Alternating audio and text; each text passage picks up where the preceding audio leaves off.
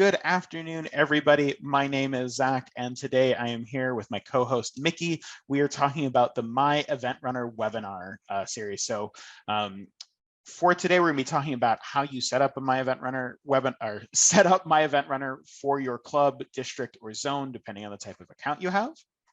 As people are just continuing to come in, let's cover some of our general housekeeping before we get started. For anyone who is here watching today, there are two different ways that you can engage with us. You can either use the chat option if you want to talk amongst the other viewers and participants in the webinar. You can also ask our team questions. However, I would really appreciate if you have any questions that you're interested in a really good or detailed answer for, please throw those in the Q&A box instead. The Q&A box, we will do our best to either answer those questions directly during the course of the webinar, or at the end of our session, we will have a Q&A period, and any of the items that Mickey has marked to be answered live, Mickey will be covering at the end of the webinar. So if there's any burning questions that you guys always have about how to use MyEventRunner or something you're unclear about, please pop it into that Q&A box for us, but otherwise, please feel free to use that chat message. The chat option. Additionally, for anyone who is viewing the webinar, if for some reason your screen, if my video and our presentation is a little too small and our pictures are too big, there is typically a bar in the middle-ish or to the right-hand side of the screen. If you click and hold and drag it, you should be able to adjust the size of the video. We do have some additional help at the clubrunnersupport.com website. I'm sure Mickey will hopefully be getting that link for some of our webinar FAQ and troubleshooting in there. And if you guys do have any problems, please feel free to put that into the chat. We'll do our best to support you, but in some cases it might not be something on our end, but we'll do our best to still try and get that sorted out. So with all that said, let's go ahead and get started. So again, today we are going to be covering MyEventRunner. So who can use MyEventRunner? That's going to be our first topic. We're going to go into how you create a MyEventRunner Pro event. EventRunner has two different configurations. We're going to be focusing on the Pro, and we'll touch on all the little different bits of where you could get away with Pro versus Lite and why you would need either of those. Once we get our event set up, we'll be going through the registration process and how you manage registrations and refunds. And then finally, at the end of our session, we'll have our Q&A period. That Mickey will touch on any of the questions you guys have and probably have a couple common things that we run into every time. So with all of that being said, let's go ahead and dive right in. You can see that we are now here on one of our demo clubs. We're in the Rotary Club of Purple Metro and we're logged in. So first and foremost, let's touch on who can access MyEventRunner. There are a couple of conditions. To use MyEventRunner generally, the club should already have one of our payment processing plans, so that you'll need to be in the US and Canada, that's Sage and Bambora, and for other regions like Australia and New Zealand, that's eWay and WinCave. But as long as you have one of those supported payment providers, you should be able to use MyEventRunner. There are some cases where your club isn't interested in collecting payments. You would still be able to use MyEventRunner, but you'd need to reach out to our team. We'll discuss how you can do that without using an integrated payment processor, but there are some additional costs with Pro, and we'll get to that in a little bit. So on top of needing the payment provider under most circumstances, in order to access MyEventRunner at the club level, you need to be at least level 50, so 50 or better, or you need to be assigned as the MyEventRunner chair for the event. At the district level, you need to either be the district administrator or a MyEventRunner administrator, and at the zone level, it's only for our zone administrators. So once again, at the club level, anyone who is level 50 or better, so that's 50, 40, and 30, they automatically have access to MyEventRunner if it's already available. So there are two different ways to jump into MyEventRunner and get into the system to get started. You can either scroll down the page under the Events and Volunteering section and choose the MyEventRunner link, or from the top of the page in our navigation menu, we can click on the Events tab and then choose MyEventRunner.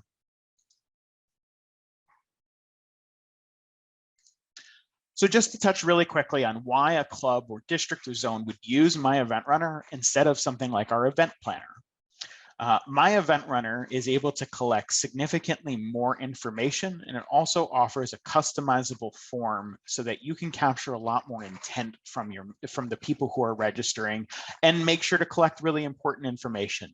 If you guys are having right now, you guys can see our gala dinner that we did from a previous year. And for something like that, we might want to collect someone's allergies or any special needs or other things like that. But in addition to that, we can always, for something like this gala dinner that we're looking at right now on the page, we would be able to collect the type of food that they want, any add-ons that they have, donations, etc. Today, we are going to be working on a MyEventRunner Pro event, specifically for a barbecue event that we know a lot of our clubs and districts in our own region do a lot of. So it was a great example for us to get started. And we'll be covering all the different types of events that we can set up and where all of those features kind of blur the line. So let's get started by clicking New Event so we can get into our initial event setup. So every single time that your club or organization is creating a MyEventRunner event, you will be able to choose whether or not you want the Pro version or the Lite version. I can confirm that there are a lot of different features that are available between Lite and Pro, but the most important thing that you should take away here is Lite events can be converted into Pro events at a point in the future. But if you create a Pro event, it is Pro and it cannot be downgraded back to Lite. So if you're not sure that what your event needs, I can always recommend starting with Lite because you can change later. But if you use Pro, it will stay Pro and it won't be able to be downgraded. So just keep that in mind. Now, today, very specifically, I know a couple of the features that I want. For example, I'm going to be having multiple packages, add-ons, and we're going to be working with our time range feature today to introduce an early registration discount. I need Pro for all of those features that I just mentioned, the multiple packages and the early registration. I'm also going to be collecting some information about food allergies, and I don't want that to be a part of the initial registration. So we're also going to take advantage of that in our Pro setup. So this is going to be our 2022 barbecue event. Our club here is going to be selling different dinner packages to members that they register for, and they can redeem when the day of. So for our currency, we are going to match the currency of the event to the currency of our club, which in this case is US dollars. We also have access to individual languages. These languages allow you to display the registration form in a language that matches the configuration. For us, we typically only have English registrants, and I'm not interested in setting up those other options. But if your event does need that, or the members and the visitors who are going to be registering would take advantage of any of these languages, please feel free to check them and enable them. The really nice thing is if you are using any of the Pro event features, any of the additional check payment instructions here will also be available in those languages. So if you had English, French, and Spanish speaking individuals coming to your event, you could enable all three of those language. And if you were also using this check payment instructions, you would have an English, Spanish, and French instruction box available, and those would be displayed to those members. They do change the language of the interface first and foremost. So we are having a US dollar event. We're going to leave it just in English, and now we need to set up some event information. So we need to set up the start time for this event. We don't explicitly need the end time, and we don't specifically need the enable or disable form on these dates, but we will be setting all of these up. So our event is happening on July 4th. Let's see, and I'm having some minor display issues here. I think it's because I have a Zoom that is a little bit more than normal. I don't believe anyone else should be seeing those, but I will definitely take a look at that after this webinar. So our event is starting on July 4th, 2022, and we are going to have it start at 12 p.m. on the dot. So the really important thing to remember about your event start date and time is as soon as this time has passed, no one else except for the administrator will be able to alter or take any more registrations. So basically MyEventRunner, if we did nothing else now, would be able to start collecting registrations effective immediately and would continue taking registrations right up to July 4th at 12 p.m. Eastern Time. So for the end of our event, I am also going to set that. It is also ending on July 4th, and we're going to have it end at 8 p.m. in the evening. I would like this form to start. Actually, I don't have a need for this form to be available as soon as I'm done. Like I don't have a reason to delay this form being available, but as soon as as soon as I publish this event and make it available for the public, everyone will be able to register. But I do know that I can't accept any more registrations after the end of June. So we're going to pop our menu up here, May, June. I'm going to say June 15th is our cutoff at 12 o'clock. This is because we need to have all of our final details confirmed for our vendor, and they need that final count. So I can't take any more registrations after June 15th. So basically from today until June 15th at 12 p.m. Eastern Time, all registrations will be allowed as soon as it's after 12 o'clock on June the 15th, Eastern New York time. No one else will be able to register unless I either come reopen this or make any additional changes. So scrolling down our page here, we have some additional options. Our first one is allow the Clubrunner member login. So, and I'm going to leave this enabled for now, but in most cases, we do strongly advise disabling this option. And the reason is this allows members of your club or other users of the Clubrunner platform to log in and pre-fill out some details. However, it isn't required, and we do get a lot of customers and users saying, hey, what's my login information? So in most cases, if your event is not focused primarily on the registrants of your club or district, we strongly encourage disabling this option because again, the primary thing it's doing is autofilling some information for them. It does link directly to their membership in some cases as well, but again, sometimes it's really if it's a public event, leave it off because it will make the registration smoother. The next option we have is allow duplicate registrations. Allow duplicate registrations allows someone with the same first name, last name, and email to sign up multiple times for their event. We typically encourage customers to disable this option, but depending on your organization's needs or your needs for this specific event, that is at your discretion. It may cause some issues with email delivery, only in the context of if you have Bob and Bob has registered himself 10 times, when you send an email to Bob and when you send an email to everyone who's registered, Bob will only get one email, not 10. Unless he also went out of his way to use a unique email address for each of those registrations. So that is one minor downfall of the duplicate registration options. So I really like to note it. I am going to turn this off for our event. The next option we have is allow users to edit their registration. What happens is once a user has registered, at any point in the future, up until the disable form date, they will have a link in their registration confirmation emails and any emails that you send them through MyEventRunner that allow them to return to their registration and modify any of their options. I typically don't like this setting, but of course, at the end of the day, that is up to the club, and it really probably depends on your lists. Sometimes, again, it's really good to, hey, I'm fine with everybody editing their registrations up until 5 days before the event's over. You could return here at a certain point and disable the option, and then from that point on, no one else will be able to modify their registrations.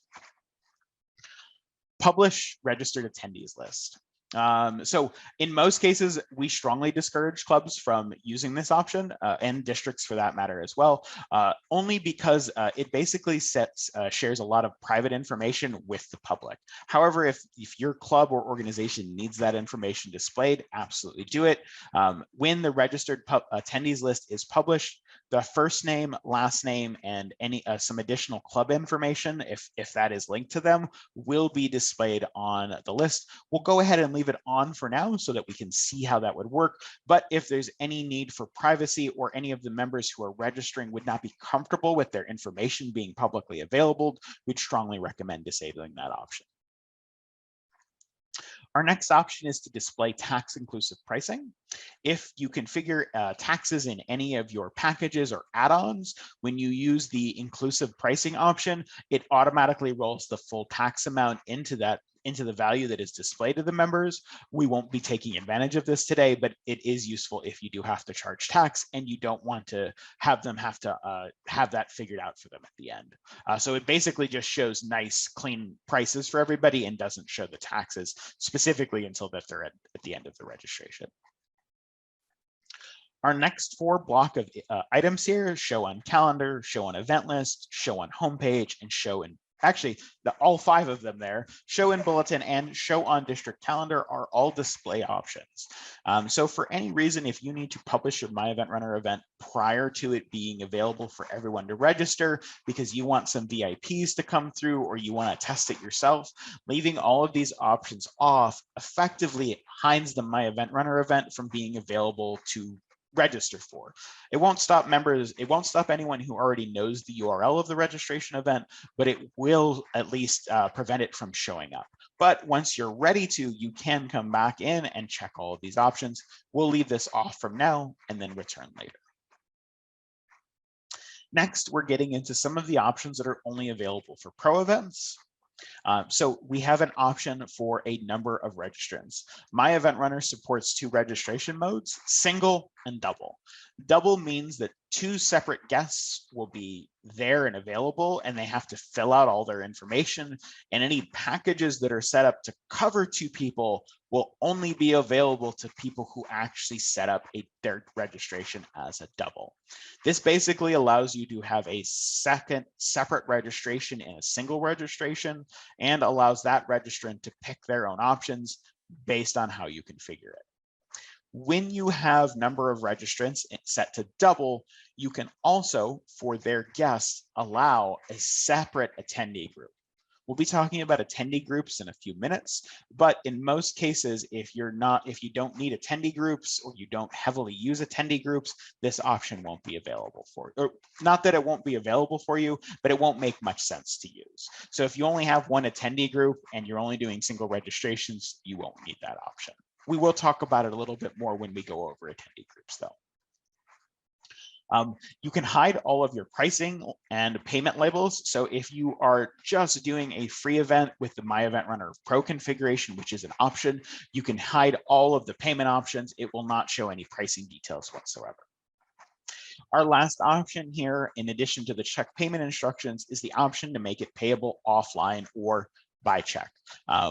When this option is enabled for MyEventRunner Pro, when a registrant reaches the end of the registration, they are not required to pay immediately online via their credit card or the supported payment provider.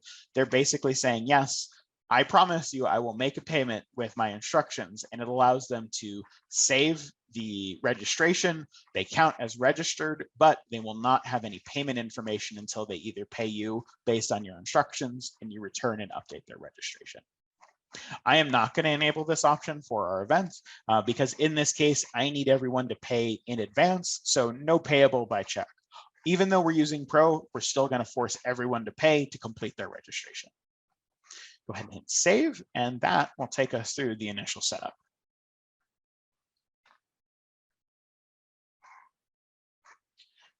Now that we have done all of our initial setup, you can see that MyEventRunner Pro has been selected, and it is physically impossible for us to switch back to the light. I don't know if I can get it to pop up here. Switching event level from Pro to light is not allowed. So you can even see that we have this in the UI. So from here, what we have initially done is we have set up the very basics of our event. It has a name, it has an event code, which I pretty much went over, and to confirm for everybody, the event code is really important. It's used in conjunction with your online payment provider. All of the transactions at your online payment provider will have this code prefixed depending on the individual payment provider as something that you guys can identify in your payments. So all of your payment transaction IDs or order IDs will start with this number. This is especially important if you are running multiple events at the same time and collecting payments for the same time. These will help you sort out where each payment is coming from, each event payment is coming from, to allow you to tie it back to the event. We actually reuse this same code feature for almost all of our events and donation functionality. All right, so again, we've covered everything on this page and we have everything set up. The point I was trying to make is that while we have created the event, we have not created any packages or add-ons for our attendees to set up, and we haven't configured the rest of the event yet. So we've only kind of gotten over the first hurdle. So we're going to continue right on. So in the form designer here is where we're going to spend the next bulk of our time before we move through and deal with registrations and refunds. So the very first item I have here is the header. I'm not going to spend a ton of time on the header, but I do want to touch on it. Effectively, the header, it will be at the top of every single page of the registration. It's a great place to put information about the event and any common links. For example, some of our clubs like to have a whole event page or other event details pages external. You might have specific terms and conditions or any like FAQ or things people need to be aware of, and being able to add them into the event header is a really nice place. So just really quickly, I am going to click on the pencil and paper here to open up the content box. And we're gonna just do a couple really basic things. Rotary Club of Purple Metro 2022 BBQ events. Now I'm gonna make this nice and big also. Let's scroll down to like 28. We'll make it bold as well. So I'm gonna go ahead and save. I'm not trying to get too fancy with our header. I just want something up there so it shows.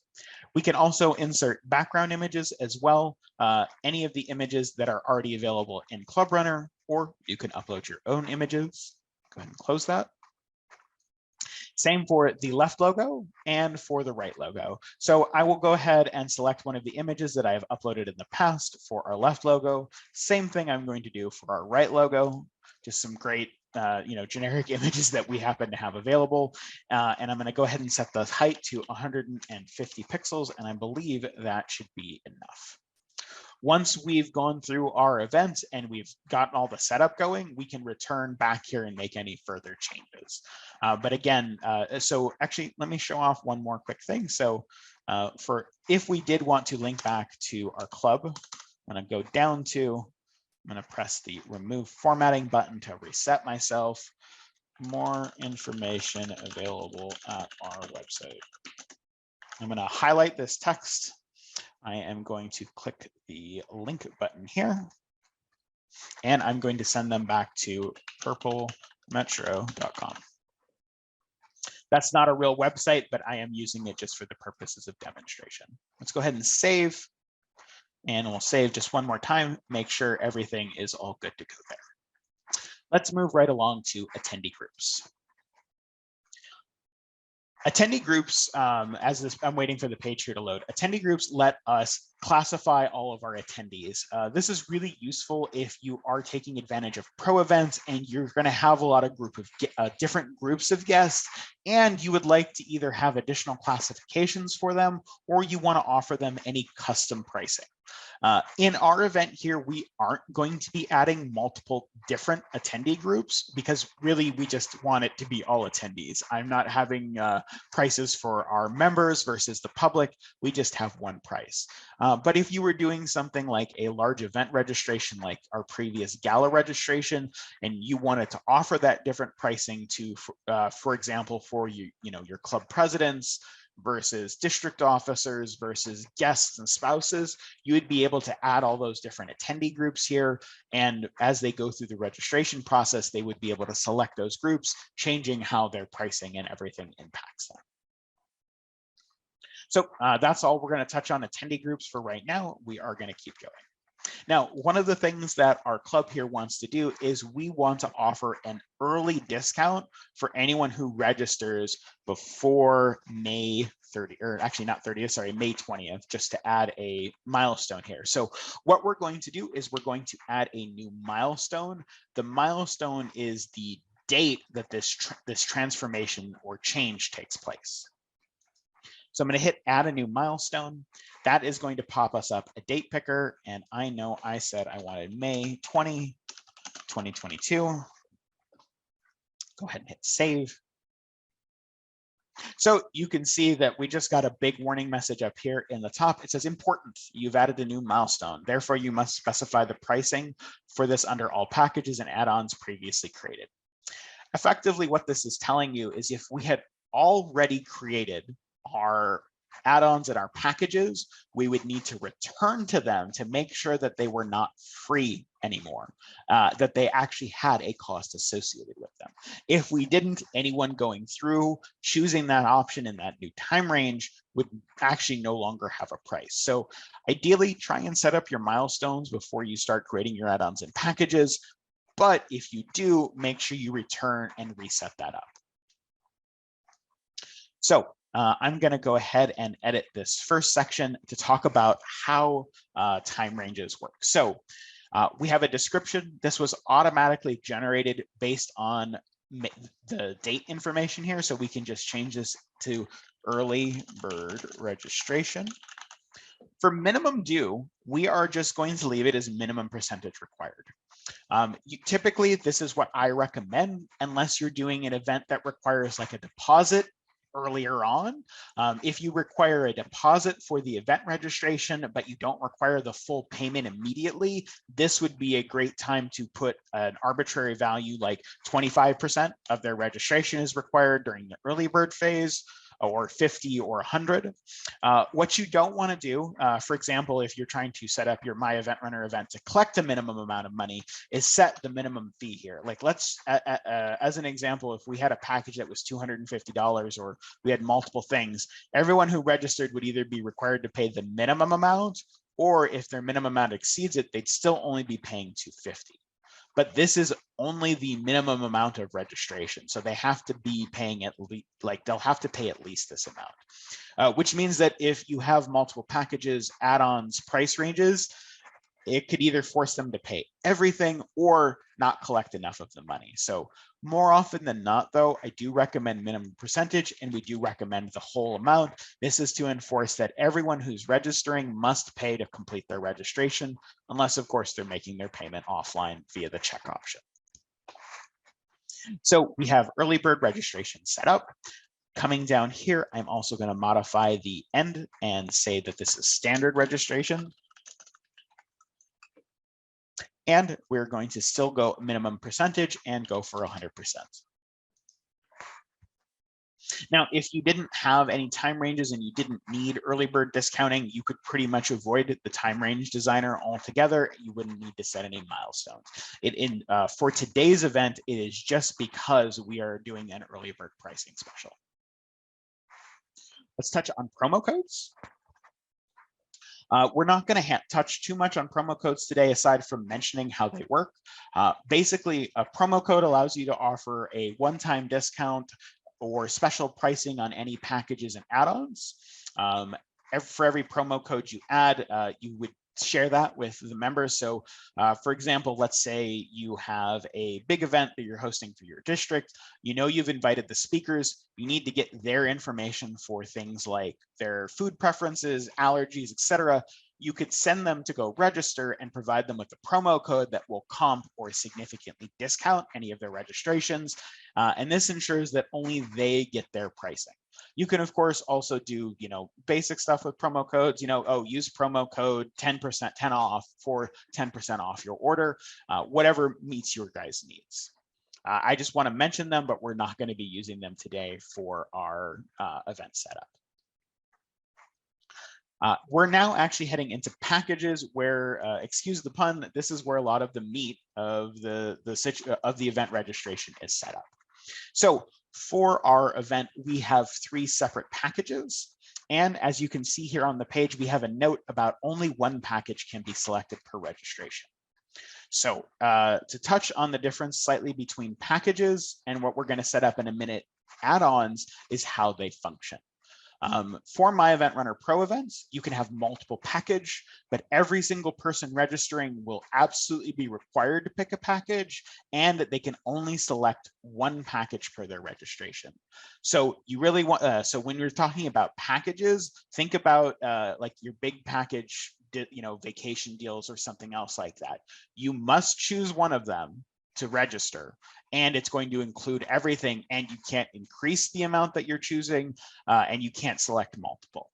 If for any reason you're looking for something slightly more storefront oriented, or where you really just need to know how many of each thing that they want to pay, you'd actually want to do a registration entirely with add-ons and no packages, and that is supported in both MyEventRunner Lite and Pro. Just to touch on this, because I skipped over it slightly, both time ranges and promo codes require MyEventRunner Pro functionality. Attendee groups can be configured, but also require MyEventRunner Pro for more than one attendee group, because all of that functionality is tied to some of the additional things that we're talking about here today. So let's go ahead and start with our packages. So I'm going to be setting up 3 dinner packages for our barbecue registration. I'm going to be setting up a single dinner, a family dinner, and a party dinner. These will all have their own prices and discounts based on when they're set up. So I'm going to start off with our single dinner. I have some information pre-prepared over here for me just to help us get through this a little bit more quickly. So our single dinner is going to be $30. I'm going to be entering that in a minute here, but we've set up the name of the package, which is the single dinner. We've set up the description. And as a note, you guys can see here that this is English ENCA. Again, if we had Swedish, French, etc., those boxes would also be here for us to fill out. We don't have to worry about taxes because all of our prices are already tax inclusive. We have a maximum number of registrations for this package of 500. So this means that we can sell 500 registrations of single dinners before we run out. The package code is also prefixed internally into all of the order IDs in addition to the event code. It is also used as the identifier on some of our printed reports and name tags. So you can set this as really whatever you like, at least initially. You can always come back and change it at a later point if for your package codes when you're doing your name tag printing. But I typically prefer something that's pretty easy to identify and short. So for this, I'm going to go with single dinner 22. So the package code is the single dinner for the 2022 event. Not too complicated there. For the number of people covered, we are going to leave this set to 1. We are not using the dual registration option, so we want to leave this alone. So it's really important to note that even if we were using the dual registration option, if we set this option to covered 2, only people who register with their partner at the same time or the guests that they're bringing with them will be able to select this option. So I'm going to move that back to number of people covered 1.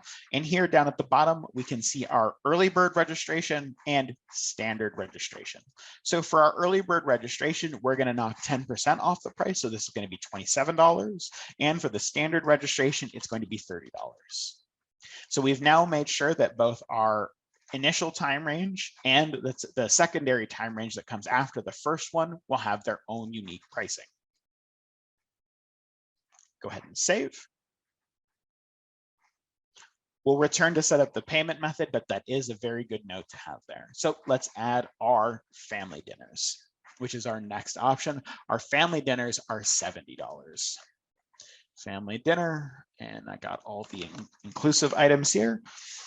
So just like before, we're going to set a number here. I'm going to say we only have 250 family dinners.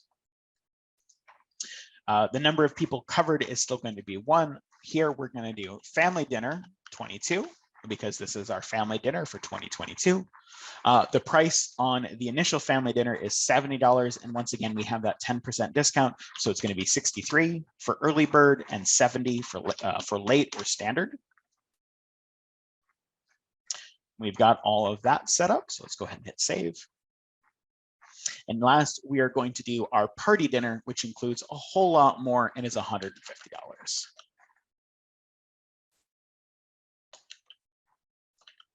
There we go.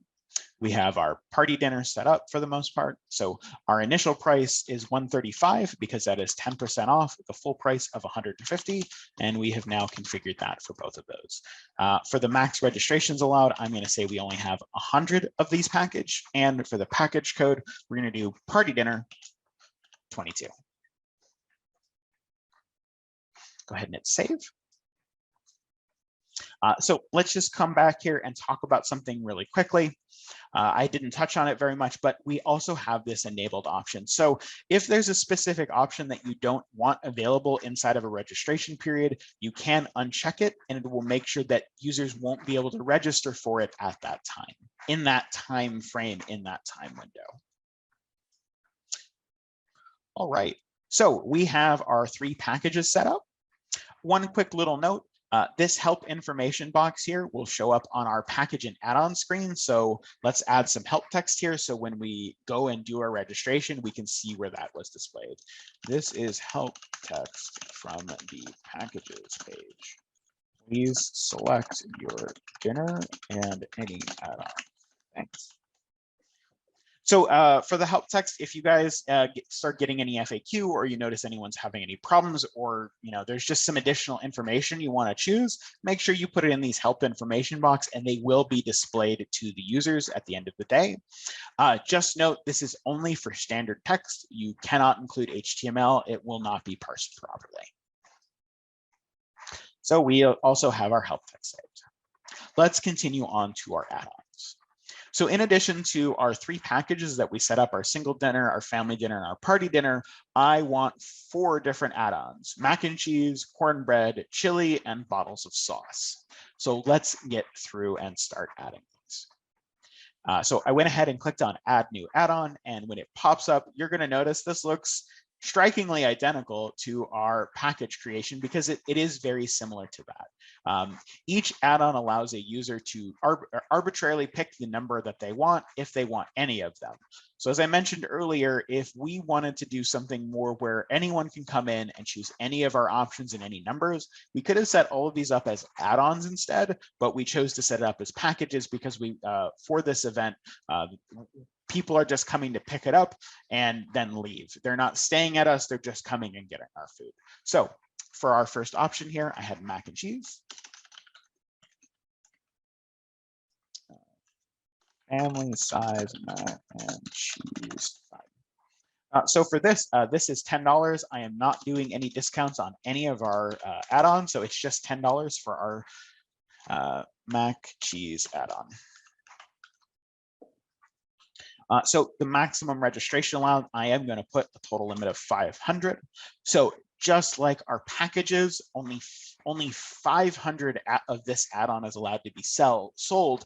But unlike our packages, while only 1 is allowed per registration, users or members can choose as many as they want, up to 999. But in this case, I do want to limit it to 5 per registration. So every single person who registers can order the maximum of 5 family size mac and cheese sides. Go ahead and save. We'll click add new add-on again and continue to repeat these changes. So we're going to do cornbread. Single cornbread, these are going to be $2.50 each.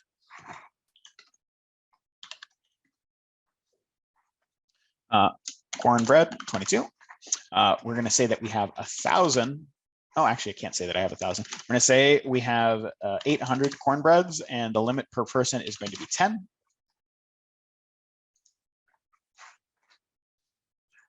Next, we have chili. Personal side of chili. We will do PC, 22. We are going to say that we have 250 chilies, and the chilies per person we're going to limit to 2. And for the price for our chili was $5. And we have 1 more bottle of sauce.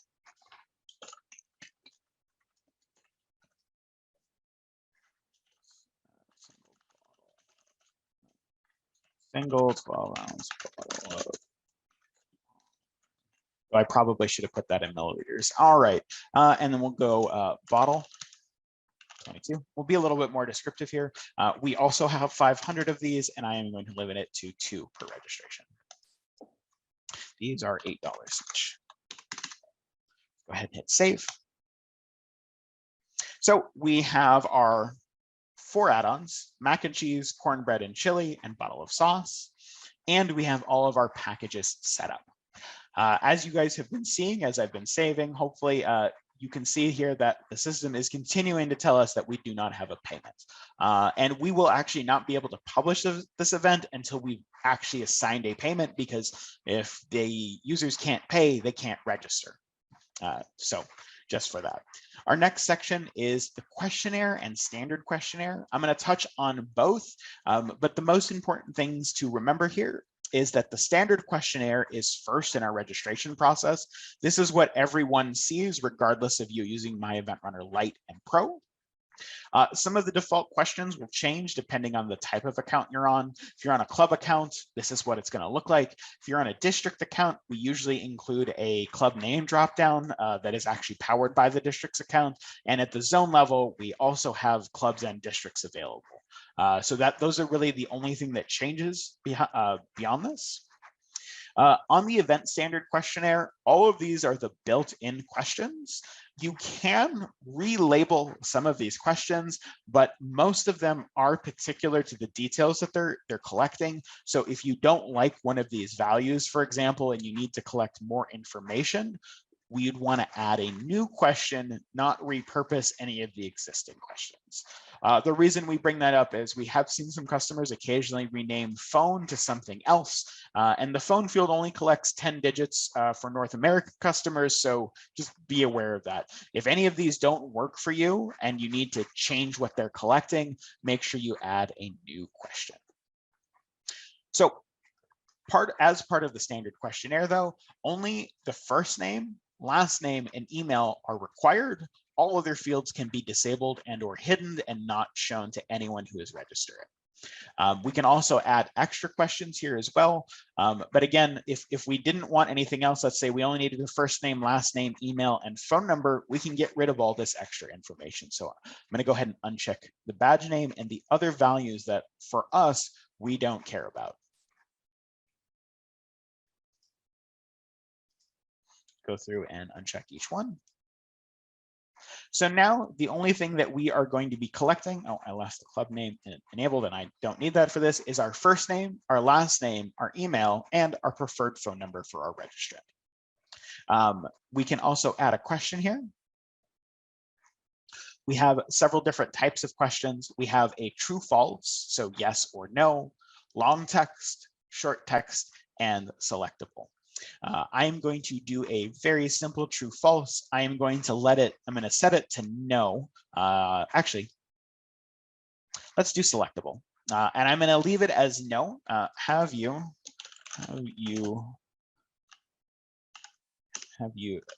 attended any of our events in the past? And so there is my question. Have you attended any of our events in the past? And I'm going to add values. Yes, in the last 3 months. Add value.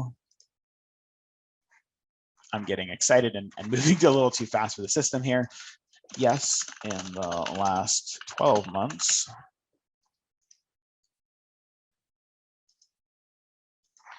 Yes, and let's do not recently.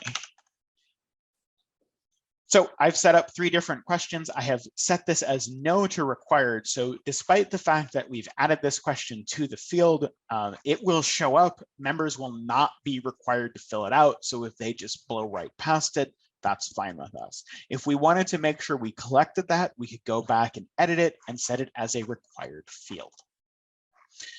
So the next biggest thing to keep in mind is the standard questionnaire is available for all MyEventRunner registration events.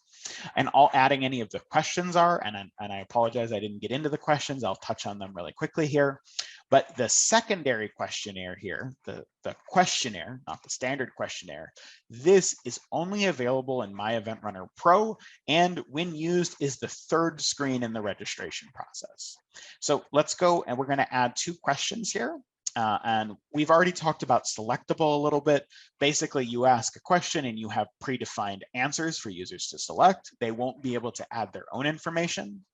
But we have two text collection options, short text and long text. I can actually confirm that both of these store the same amount of characters. It's a lot. It's over 10,000 characters worth of text. The primary difference between the two of them is whether or not it's shown as a little bar like this here as a single line input or a larger multi-line input. So generally speaking, if it's a short amount of information, you're asking for someone's like name or just a little like snippet of information, short text will probably look better.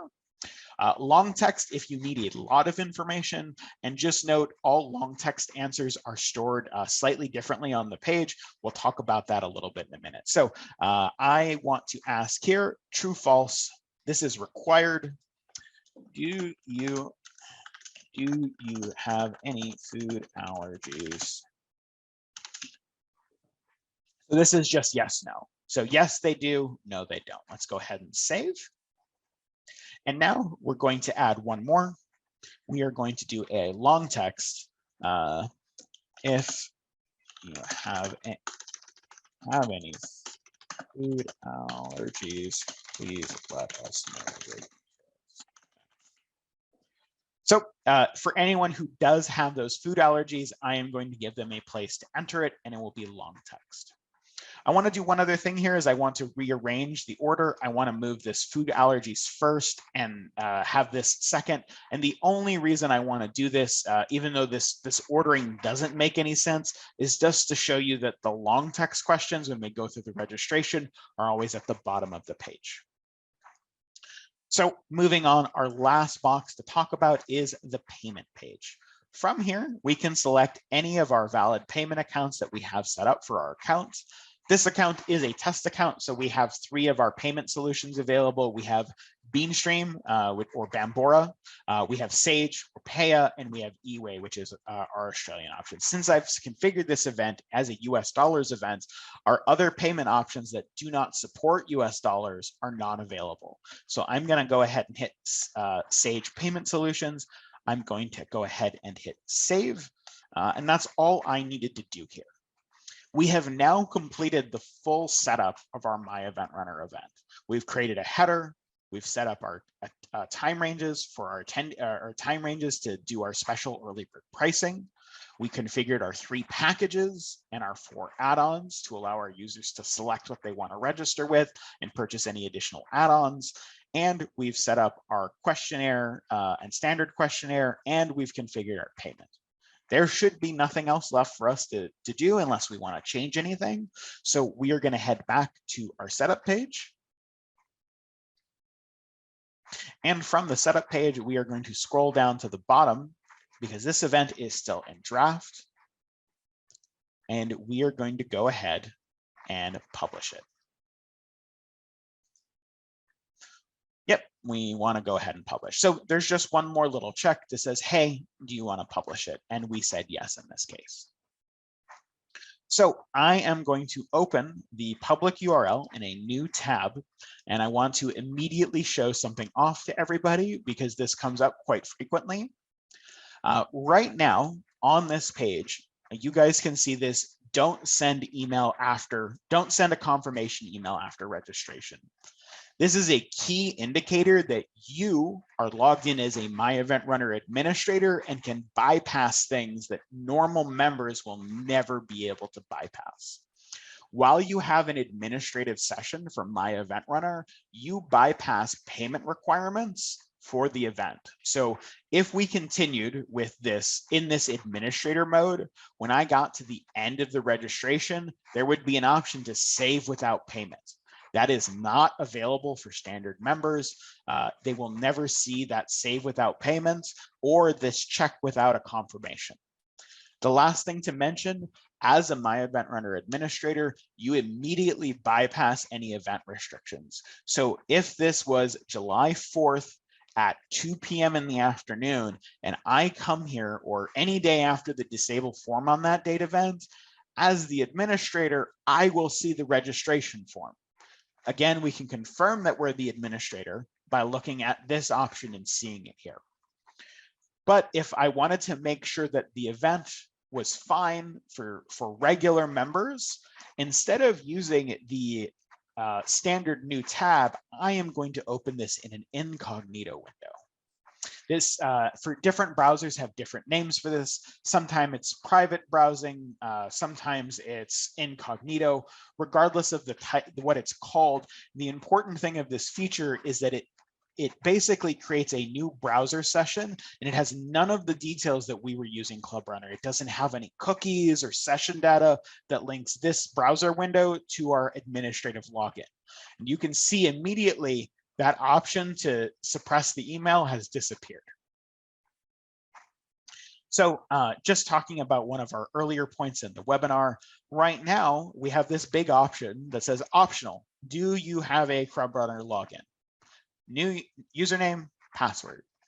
Unfortunately, what ends up happening most often is people see this new and existing users link and they will click it trying to get a login for their account. Again, this is only valid for our Clubrunner members. And because we're not, or well, not just our Clubrunner members, anyone on the Clubrunner platform, Rotary clubs, non-Rotary clubs, if they have a login name and password for the platform, they can use it and it will pre-fill in some of this information for them. But we know that this event isn't going to be primarily aimed at any of our, club members. And even if it is, we still only expect a very bare bones amount of information. So we're going to return to our MyEventRunner setup, and we're going to turn that option off. So I'm right here in our page. I'm going to very slowly scroll back up. I am going to turn off the Clubrunner member login. I'm going to come back down to the bottom here and hit save. MyEventRunner has saved my settings. I'm going to return to my other window here, and I'm going to reload the page. You can see immediately, now that we've disabled that option, that whole login block has disappeared, which is great because now it's just about the member or the person who's arrived at this page filling out their information. So let's go through this. I'm going to fill it out as our fictional person of Kevin Turner.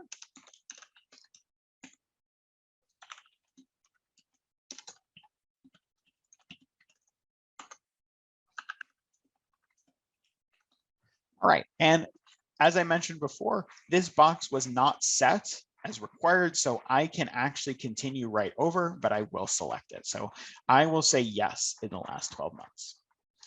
Finally, this is a box here. This is for legal compliance. Basically, they are giving you the consent to store the information for the purposes of this event registration, and that they understand that they will receive emails and other information about this event while registering and being registered.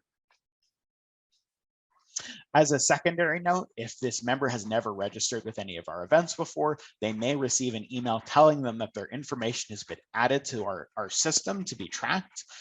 If the member was registering their partner or their guest with them as well, their partner will also get a message. Let's go ahead and continue on to the next page. So now you can see we have our help text. This is the help text from the packages page. Please select your dinner and any add-ons. Thanks. So if you wanted to add any, like I said, if you wanted to add any extra details or notes or just make something more clear, if you have anything complicated set up, you can go ahead and do that. So we must select one package. So we have 500 single dinners, 250 family dinners, and 100 party dinners remaining. For Kevin here, I'm going to choose that party dinner. And because I'm doing it under the early bird registration, it's going to cost me $135 instead of the $150. There is no pricing discounts for any of these, but I'm going to say I want 2 family mac and sides. I want an additional 10 cornbreads because that's the maximum.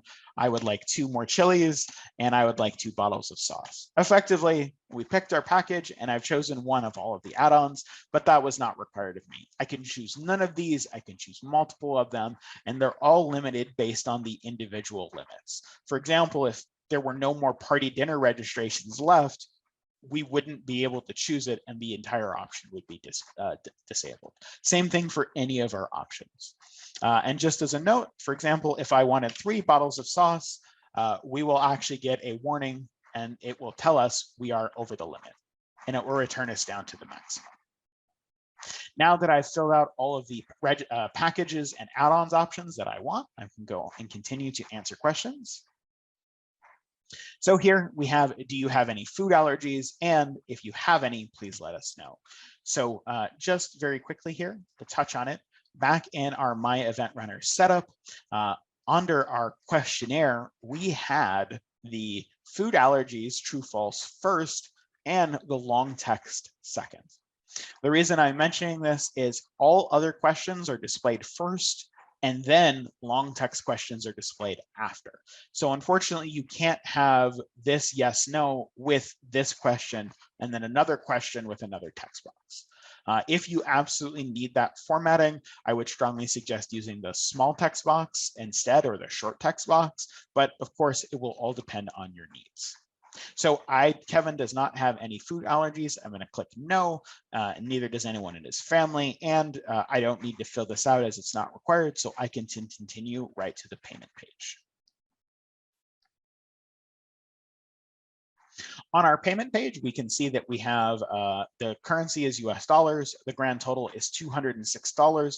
That was the full cost of the registration. I can scroll down a little bit further and see all the specific details that I have here on the page.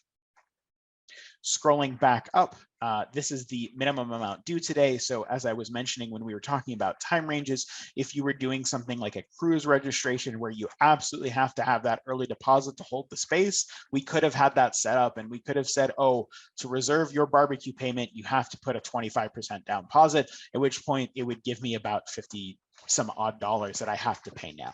I could still pay the full amount, but if I had any of those configured, I'd be able to pay less. So I can come here, I have the full amount I want to pay, and I can click pay by credit card. This sends me over to the payment page. So I'm gonna go ahead and put in our very, very fake, very much not working credit card information. 1, 2, 3, 4, 1, 2, 3, 4, 1, 2, 3, 4. 525, 1, 2, 3. Let's see, address line 1. City, United States, Ohio, 44125. All right, so I've filled out some obviously false information because this is a test credit card with a test registration with our test payment method. This will go through, or it should go through anyway, and it will be accepted as valid. Obviously, your users actually going through this process will need to supply correct payment information for it to get processed.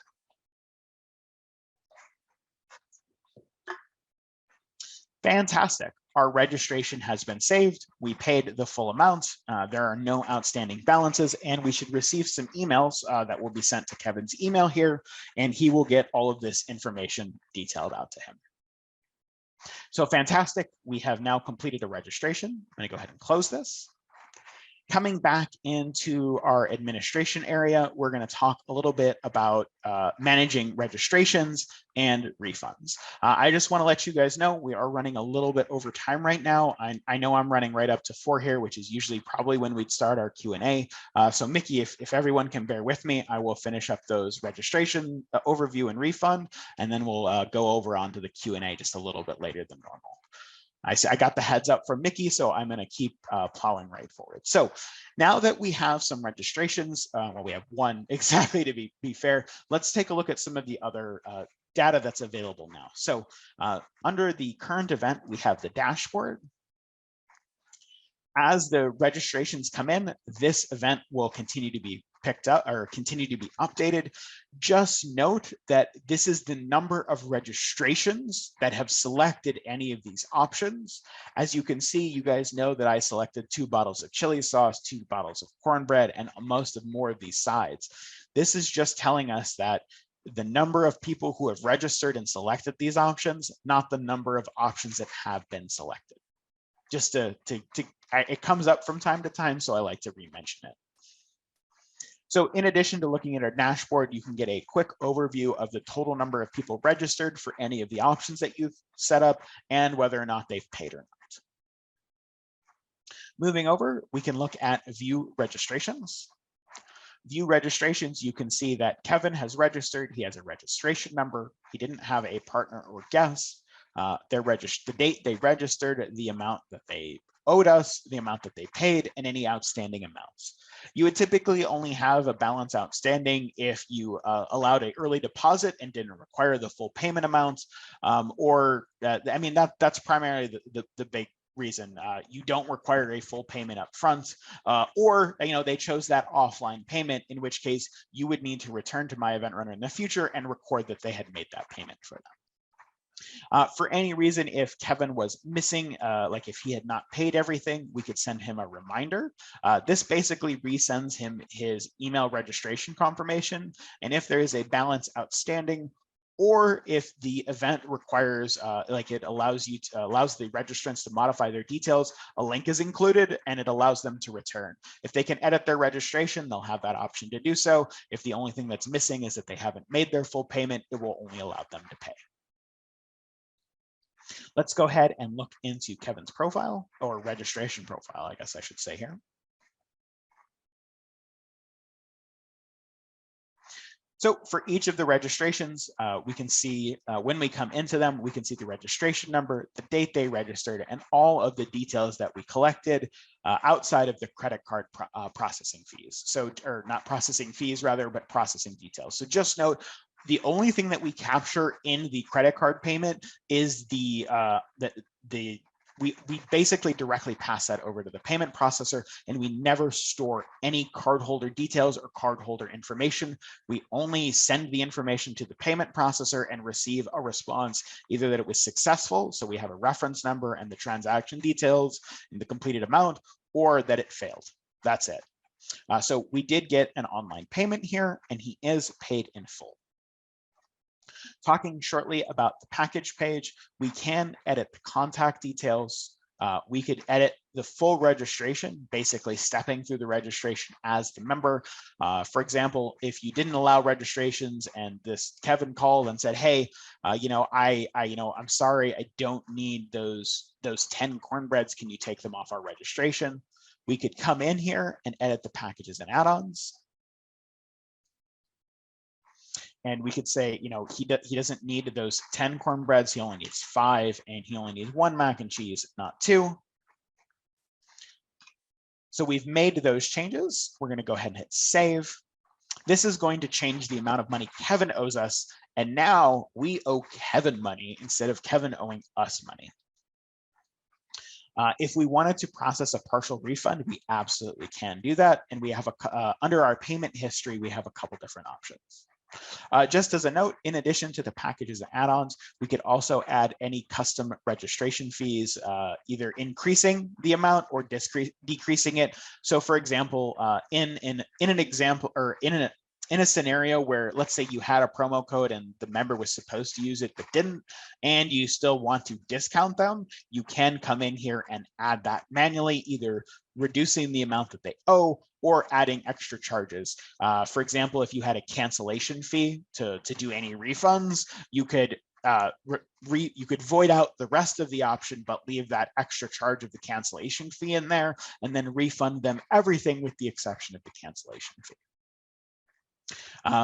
Down here under the payment history, if Kevin hadn't paid online and we had this as an option for online, like offline payments or payments by check, cash, etc., we can report either a payment by check or a payment by cash.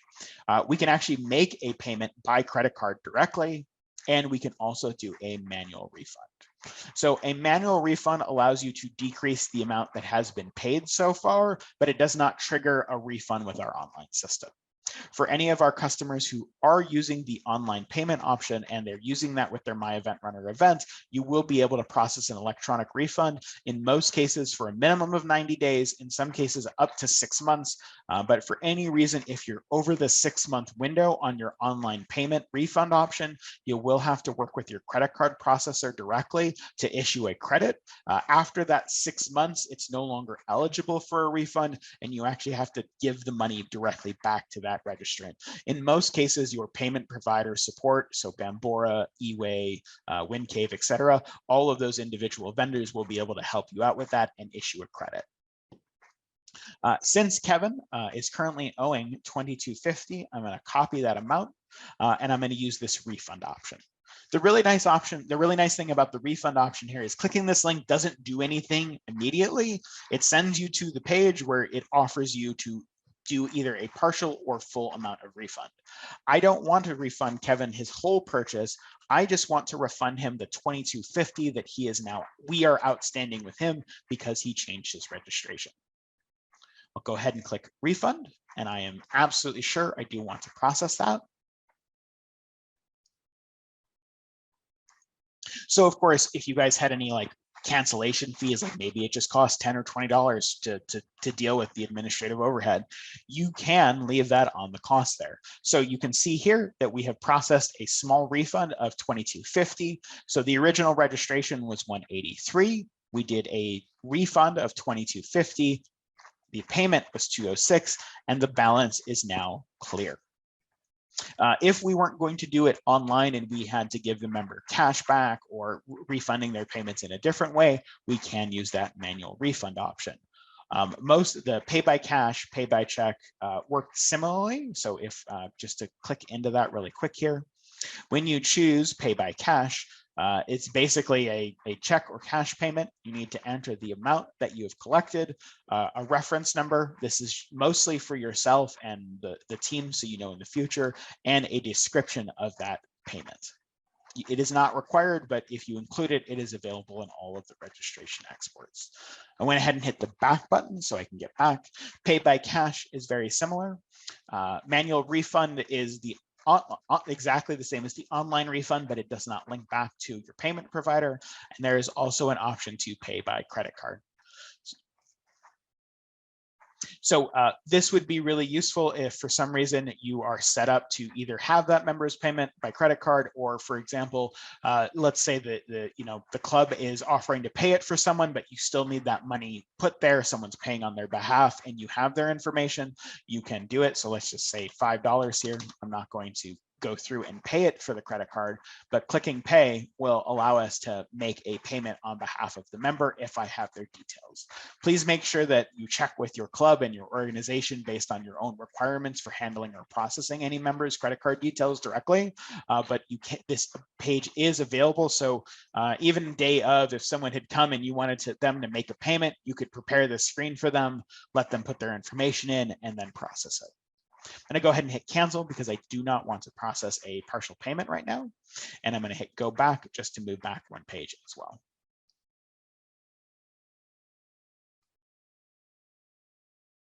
Awesome. We are back. So for example, if we had to cancel this registration and we wanted to refund all of that, we could use the cancel registration, which would cancel it. They would owe no money because we had canceled all their events, and we would want to process a full payment. All right, that is all of the big options in MyEventRunner. We didn't cover some of the reports, but they're pretty straightforward. They basically give you exports of data. I will cover a couple things under registrations here before we finalize. So just before I hand it off to Mickey for Q&A, the last couple of things I'd like to touch on real quick here. We have our view registration page. You can filter by payment statuses, so all, paid, unpaid, active, and canceled registrations.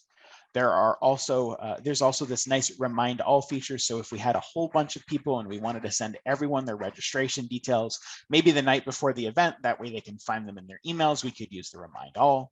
If anybody had outstanding balances, they would also be prompted to come back and pay that. We have two export options, basic, which includes the smallest amount of information, and full. In most cases, I strongly recommend the full export because anything that was recorded in Clubrunner about that registration that's available will be exported for you. You can also get a report of just the attendees. The attendees are slightly different because you may have single people and guests, and maybe you just need a list of people who are going to show up. We also have view payments, so any of the credit card transactions that have gone through or any of the recorded payments for manual cash, check, or refunds will be here. And lastly, a MyEventRunner Pro only feature is the name tags. I'm not going to dive into it too much more, but you can basically print name tags out for members in several different types, some of which, specifically badges and vouchers, offer color codes that can be configured once enabled, and they use those the event and add-on package codes to display that information, which is why it's a good reason to have those as something short and identifiable for both you and your staff if you choose to use the voucher and badge options with those color codes and information displayed. So with all of that said, I am going to throw it back over to my colleague Mickey here to take over the Q&A portion. Thank you, Zach. That was excellent. All right. So, and we had some great questions during the session. So what I'm going to do is I'm going to share my screen. Okay. And so just a moment, please. Let's move over to my screen. Hopefully you can see this is the event list for what this list is. The event that Zach created, the 2022 barbecue, as well as the an event we had from last year. So I want to talk about that now. What I'm going to do is I'm going to work through some of the questions that people asked. I actually want to answer them live. Cynthia had a great question. How much does MyEventRunner Pro cost versus standard MyEventRunner? Zach did touch on it, but I just want to kind of go over that. So I just loaded up Google here in my browser window, okay, because I want you to be able to find this information as well. And this is how you find this information. I'm going to type two words, Clubrunner, and then MyEventRunner, okay, and I'll make this just a touch bigger so you can see. So that's all I'm typing into Google. I'm going to hit enter, and it should be the first search result. MyEventRunner Clubrunner right here. I'm going to load this page. This is our description of MyEventRunner. I'll make this a bit bigger, and it just goes. The first section just goes over, you know, what is MyEventRunner, how can it help you, so on. If you scroll down here, there is a chart that lists the difference between MyEventRunner Lite, L-I-T-E, and MyEventRunner Pro. So first of all, you can see the difference, like, should I be using Lite or should I be using Pro? I'm not sure. And then the big thing here is that Lite is, I'm going to put it in air quotes, it's free, in other words, $0. And then MyEventRunner Pro is $1 per registration. Okay, so that does not mean $1 per person. In Zach's case, he's got, you know, family registrations and all that. Let's say you're having a husband and wife register together. Let's say they're bringing their kids. Let's say one registration covers 4 people. That doesn't mean you pay that doesn't mean you pay $4 if 4 people are coming. It's $1 per registration. If that registration covers 4 people, that's how much you pay through Clubrunner. And I want to kind of emphasize that is that this $1 fee is the Clubrunner fee. You'll always be paying some kind of fee for any kind of credit card transaction in Clubrunner. So let's say you decide to do Lite. Okay, there's no Clubrunner fee, but there will be a credit card transaction fee pretty much 100% of the time when you're using credit card payments inside Clubrunner. So it's a slightly longer answer, but I want to make sure you can come here and find this information as well. So that was Cynthia's question. Carrie asked a great question too, and a lot of clubs actually deal with this, which is we have an event year over year. We had a great turnout last year, 2021, let's say. We want to email those people and tell them about this new event. Carrie's question is essentially, can I reach out to previous registrants? Like the event is closed. In fact, the event was last year. I want to inform those people that of our new event for this year, for 2022. So I'm going to click on this tab right here. This is going to take me back to MyEventRunner, and you can see the 2 events. This is the one Zach just created. Okay, I'm actually going to ignore it for a second, and I want to talk about our 2021 event. This is a gala dinner we had last year that our club had. It was a great success. A lot of people, and a lot of them said, "Hey, you know, I'd love to know about your next year's event." So what we're going to do is we're going to open the last year's event. Okay, so I'm going to edit this 2021 event because this thing is closed. No one's registered for this. It's all done. But if I scroll down to email service, here's what I can do. All the information is stored in MyEventRunner. And it's stored essentially for as long as your club is a Clubrunner subscriber, or you decide to delete this event. Those are the only two cases where this information is gone. Otherwise, this information, for lack of a better word, is sort of permanent. It's here for as long as your website is up. So we have info from 2021, 2020, 2019, like as far back as you have events. You can go back to, say, a 2018 event and you can email people. So I'm here in 2021. I clicked on email service. I'm now going to click here on compose new message. And the nice thing about this is I've got all kinds of ways to compose an email. Now this can be, event announcement for, for the 2022 event, right? And then what I can do is I can, for example, if I click the plus sign beside attendees, I can just choose everybody who came from last year's event and send an email blast and, just say, here's all that's going on. We're really excited to put on this year's barbecue, etc. So you can actually email people from last year. You can even target, because the way that this email service works, you can target what they chose. Maybe a lot of, I don't know, for example, I'll just say maybe a lot of vegetarians might not be interested in coming to a barbecue. I don't know, let's just say that. So you can choose standard dinner and just target basically the meat eaters, if you will. But you can have all kinds of options when you're sending this email. So it is a great question, Carrie, and thank you for asking. And what I want to talk about is something that actually I'm going to scroll up and I'm going to scroll down. I'm going to click go back. And what I want to do is I want to click on view all my events. This is kind of a special case that we get a lot more questions about these days, which is, you know what, our club is paying all these credit card fees. It does add up. Even it might only be a few dollars, but it's a few dollars times whatever. Is there a way for the registrant or the person registering, can they cover our costs? And the answer is yes, with a caveat. Let me show you. I'm going to go to Zach's 2022 barbecue. I'm going to click open. So what we want to do is we want to basically ask the user, would you consider paying our credit card fees, and make it 100% optional? Don't make it required. In other words, if the user feels like they want to pay the fees, great. If not, that's fine. So I'm editing Zach's event. I'm going to scroll down. I want to go to add-ons. So I'm going to click here on add-ons. I'm going to add one more add-on to Zach's list. So here's what I'm going to do. I'm going to click add new add-on. All right. And I'm going to scroll down.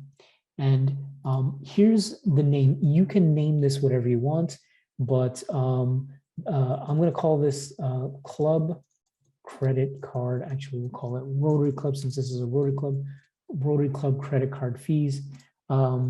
Please consider paying our credit card fees. This is fully optional. In other words, they don't have to worry about paying this. So here's what I'm asking. And remember, the most important thing is a request. This is going to be optional. If the user wants to, they can put $5, $10, $15, whatever. It's not going to any meal or any ticket. It's going to the club to help cover the cost of the registration. This, and I'm going to call this donation. This donation helps to cover our club's credit card fees. I think I kind of said that in the first sentence, but it doesn't matter. You phrase this however you'd like. This is the important thing. I'm going to scroll down and I'm going to make the code, I don't know, CC fee 2022, 22, whatever code you like. I'm going to skip the taxes.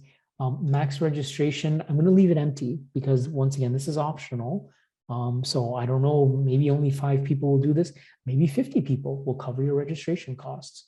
Quantity limit per person. How many times can they do this? I'm going to say 5. And here's what I'm going to do. Okay. So for early bird and for standard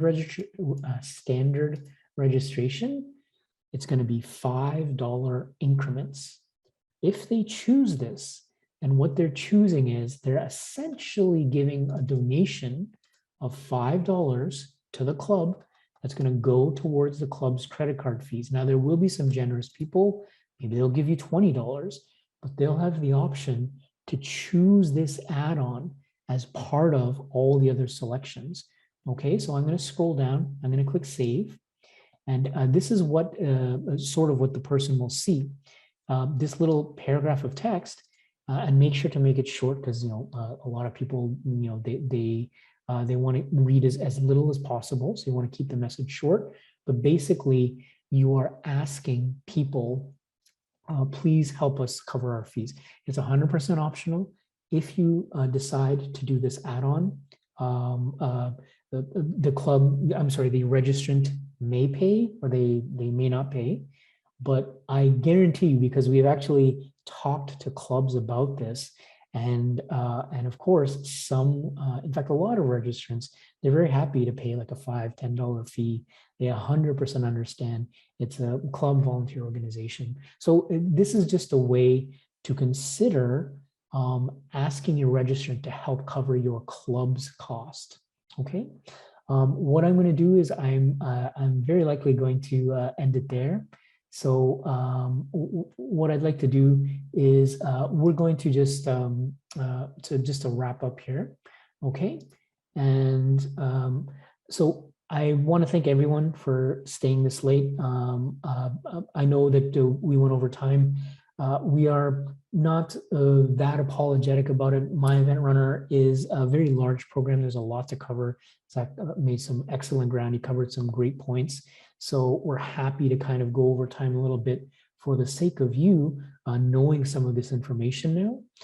What I wanted to say in conclusion is for any questions at all, please do email us, support@clubrunner.ca. We love getting emails from everyone, from all of our users. We'll answer questions from any person in your club. It doesn't matter if they're club executive, regular member, everyone in your club is entitled to support. Please ask them to email us, or you can email us if you have any questions.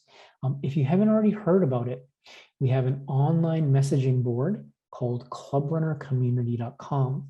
You're going to use your club login or district login to log into clubrunnercommunity.com if you'd like. You can ask questions to other Clubrunner users from all over the world, Italy, Australia, Sweden. It's a great way to get in touch with other people who are Clubrunner users, and you can ask them anything. I've had this sophisticated event. Has anybody else ever done this before? I have a question about QuickBooks. I have a question about anything. You can go online to clubrunnercommunity.com and you can post a message, and then only registered users, in other words, other Clubrunner users, can reply to you. And the last thing is, if you haven't already done so, please do download our Clubrunner mobile app. If you don't already know, and I think most of you do, but if you don't know, it's free for iPhone or for Android. There's no cost. Once again, you just need your club or your district login. It's your club's member directory on the go. You've probably taken your phone everywhere anyways, so you can have a lot of vital information for your club or district. You can put that on the phone using the mobile app.